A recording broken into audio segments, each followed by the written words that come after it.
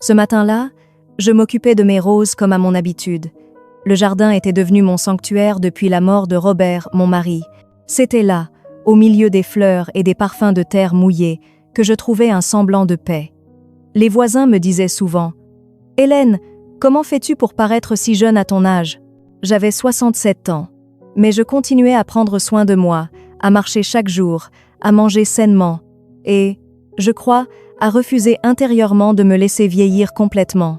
Mais la vérité, c'est que la solitude m'avait peu à peu façonnée comme une statue. Belle peut être, mais immobile, froide à l'intérieur. Ce jour-là, le soleil filtrait entre les branches, réchauffant doucement mes épaules alors que je vérifiais les racines d'un jeune rosier. Puis, soudain, une douleur fulgurante m'a transpercé le dos, si violente que j'ai lâché mes outils et suis restée figée, incapable de bouger. J'ai fermé les yeux une seconde, espérant que ça passerait. Mais non. La douleur irradiait jusque dans mes épaules, coupant mon souffle. « Hélène, ça va ?» La voix m'a fait sursauter. C'était Taylor, mon beau-neveu. Il était venu rendre visite à ma sœur et, par hasard, s'était retrouvé là, près du jardin. Taylor, 22 ans, une carrure d'athlète, ce genre de visage qui semble avoir été dessiné pour les couvertures de magazines. Ses cheveux blonds prenaient la lumière comme de l'or, et ses yeux clairs reflétaient une inquiétude sincère en me voyant ainsi. Je me sentais soudain vulnérable sous son regard. « Mon dos !» soufflai-je. J'ai bougé trop vite, je crois. En quelques pas, il était là, près de moi. Il s'est accroupi, ses mains prêtes à m'aider. Une énergie pleine de jeunesse et de force émanait de lui, contrastant avec ma douleur et ma fatigue. « Laisse-moi regarder », dit-il doucement. « Ça va aller. » Quand ses mains se sont posées sur mes épaules pour m'aider à me redresser, un frisson m'a parcouru. Cela faisait si longtemps que personne ne m'avait touché ainsi, avec cette attention presque protectrice, la douleur me lança encore, m'obligeant à me crisper. « Ce n'est pas bon », murmura-t-il. « On devrait rentrer. La chaleur du feu t'aidera, et j'ai une pommade pour soulager ça. » Je n'ai pas protesté. J'ai juste hoché la tête. La douleur décidait pour moi. Mais au fond, quelque chose d'autre commençait à naître. Les jours qui suivirent furent étranges, comme si le simple fait d'avoir parlé avec lui, d'avoir surpris son regard sur moi, avait ouvert une brèche dans ma vie bien ordonnée. Je le voyais partout, ou plutôt, j'avais l'impression que ma maison elle-même cherchait à nous rapprocher. Chaque fois que je passais par le jardin, il était là, occupé à bricoler quelque chose, les manches retroussées, la peau dorée par le soleil. Et chaque fois mon cœur battait un peu plus vite, malgré moi. Il ne disait pas grand-chose. C'était ça, le plus troublant. Son silence n'avait rien de gênant. Au contraire, il était attentif, respectueux, presque timide. Et moi qui avais toujours aimé garder le contrôle, je sentais que je perdais pied. Je me souviens d'un après-midi en particulier. Il avait plu toute la matinée, et le jardin brillait encore de 1000 gouttes d'eau. J'étais sortie avec une tasse de thé, pour respirer l'air humide. Et lui, il réparait la barrière qui séparait le verger du reste du terrain. « Vous n'avez pas trop froid ?» avait-il demandé en me voyant, un léger sourire aux lèvres. J'avais secoué la tête, incapable de formuler une réponse immédiate, parce qu'en vérité, ce n'était pas le froid qui me faisait frissonner, c'était sa voix, grave mais douce, son regard qui osait me tenir tête quelques secondes de plus que nécessaire. « Vous faites beaucoup pour cette maison », avais-je fini par dire pour combler le silence. « C'est une belle maison. Elle mérite qu'on en prenne soin », avait-il répondu, le regard toujours fixé sur moi. Je ne savais plus quoi dire. Alors j'avais bu une gorgée de thé, plus pour me donner une contenance que par envie. Et à cet instant précis, j'ai compris que quelque chose d'invisible était en train de naître, pas encore nommé, pas encore avoué, mais là, entre nous. Et je savais déjà que ce ne serait pas facile d'y échapper. Je crois que ce qui me troublait le plus, ce n'était pas tant ce qu'il disait, mais ce qu'il ne disait pas. Les mots, je pouvais y résister. Les compliments, les regards furtifs, j'avais appris à m'en protéger. Mais ce silence-là, lourd et chaud, me désarmait. Il s'installait chaque fois que nous nous retrouvions seuls, comme s'il savait que ni lui ni moi ne savions comment le briser sans déclencher quelque chose d'inévitable. Ce soir-là, la pluie tombait sur les vitres du salon, en fines perles argentées. Lui était assis dans le grand fauteuil, près de la cheminée. La lumière dansait sur son visage, soulignant les angles jeunes et fermes de ses traits. Il ne bougeait pas.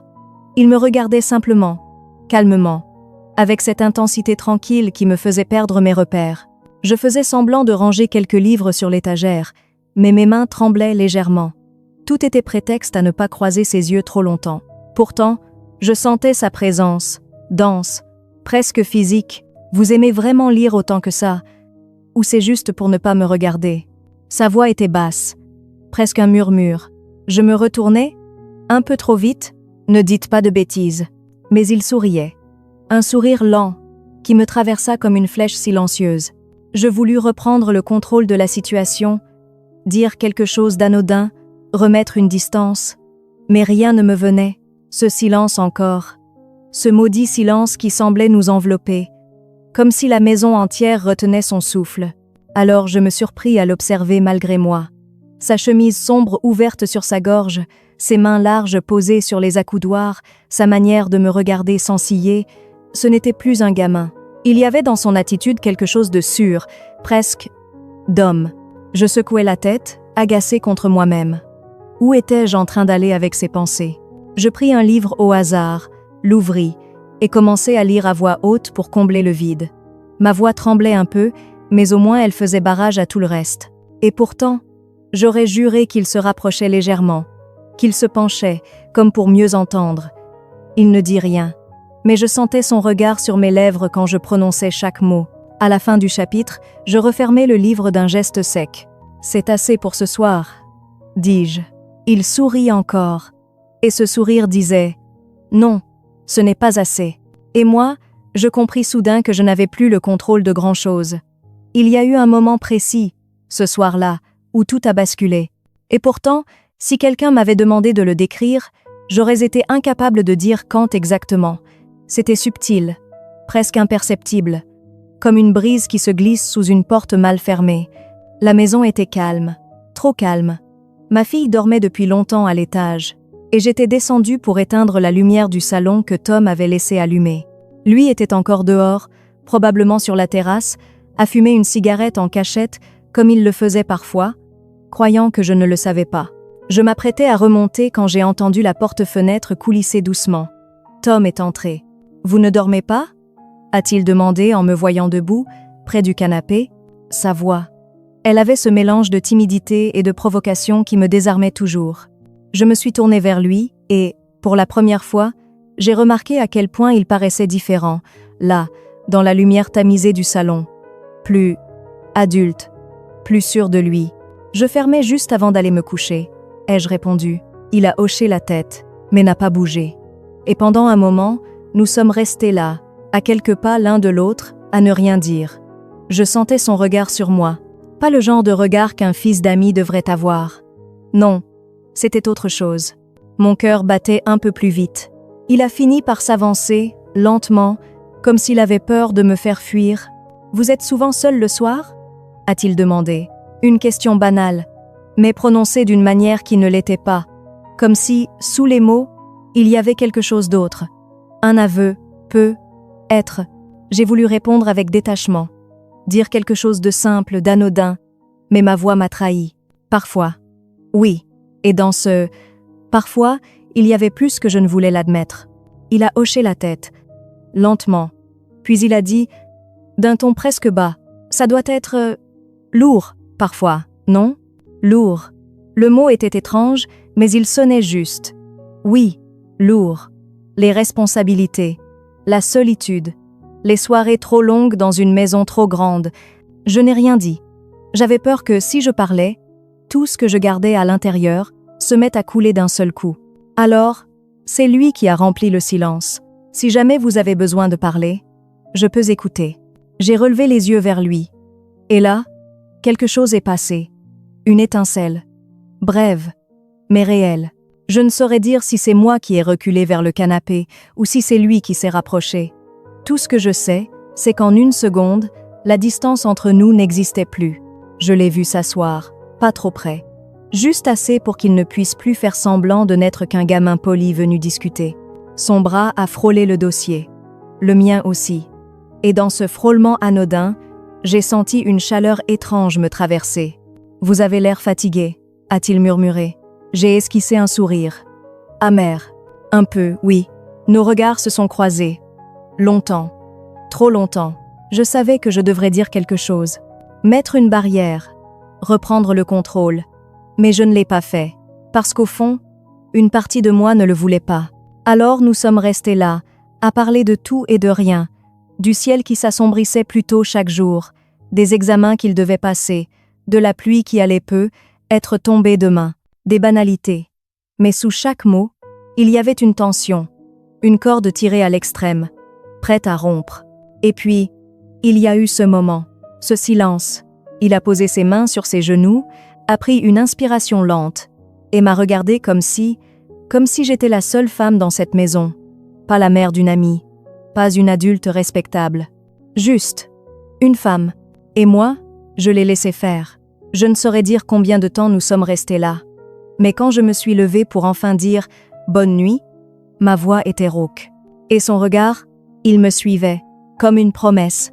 Le lendemain, tout semblait normal en apparence. Les conversations étaient légères, les rires de façade, et pourtant, sous cette routine banale, il y avait quelque chose de nouveau. Une tension silencieuse, presque imperceptible pour quiconque ne la vivait pas de l'intérieur. Moi, je la ressentais jusque dans ma peau. Ce jour-là, il était revenu aider dans le jardin. Le soleil commençait à décliner, projetant une lumière dorée sur la terrasse. Je l'observais par la fenêtre, ses gestes précis, son t-shirt collé à sa peau par la chaleur de l'après-midi. Et ce que je refusais d'admettre la veille revenait me frapper de plein fouet. Il m'attirait. Ce garçon, non, cet homme, éveillait en moi quelque chose que je croyais éteint depuis longtemps. Il entra peu après, essuyant ses mains avec un chiffon. « Vous vouliez que je ferme les volets de la chambre d'amis » demanda-t-il, sa voix grave résonnant doucement. J'acquiesçais, peu, être trop vite. En vérité, je savais que ma chambre se trouvait juste à côté de celle d'amis et que j'allais le suivre. Je montais les escaliers 1 minute après lui, prétextant vérifier si tout était bien fermé. Quand j'ouvris la porte, il était là, face à la fenêtre, le soleil couchant dessinant sa silhouette dans la lumière. Il se retourna, nos regards se croisèrent. Et ce fut le premier moment où le silence entre nous devint presque lourd. « C'est bon, tout est fermé », dit-il finalement, sa voix légèrement plus basse. « Oui, merci », répondis-je, mais ma voix trembla un peu. Je le sentis hésiter avant de passer près de moi pour sortir. Il ne me frôla pas, mais la proximité suffit à faire courir un frisson sur ma peau. Ce soir-là, au dîner, il parla peu. Moi non plus, mais je savais que quelque chose venait de changer. Plus tard, alors que je débarrassais la table, il vint m'aider sans que je le lui demande. Nos mains se croisèrent sur une assiette. Un contact bref, presque accidentel. Et pourtant, mon cœur s'emballa comme si c'était interdit. Il me lança un regard, différent, plus long, plus profond. Pas un mot de plus, mais tout était là, dans ce silence habité.